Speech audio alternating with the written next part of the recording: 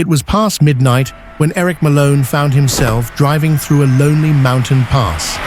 No streetlights, no cars, just the winding road ahead, swallowed by darkness. The fog was thick, too thick. It clung to the road like a living thing, making it impossible to see more than a few feet ahead. He checked his phone. No signal. Sighing, Eric reached for the radio, hoping for any station to keep him company. But as soon as he turned the dial, a voice crackled through the static. "If you can hear this, you are not alone." Eric frowned. The words were clear, but there shouldn't be a broadcast out here. He turned the dial again. "Do not stop. Keep driving." Eric's grip tightened on the wheel. His headlights cut through the fog. Then suddenly, a figure, tall, still, silent, standing in the middle of the road. No features, no shadow, just watching. Then the radio hissed again. "He sees you." Eric's blood turned to ice. The figure tilted its head, and then it moved.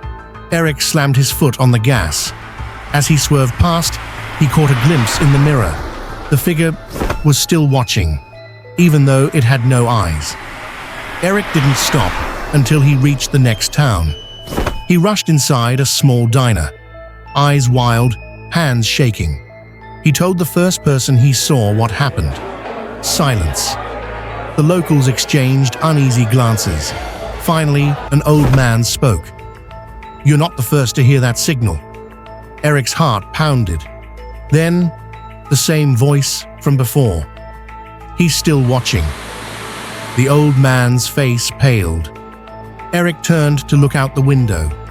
Through the thick fog, barely visible under the flickering streetlights, the figure was standing across the road, still, silent, waiting.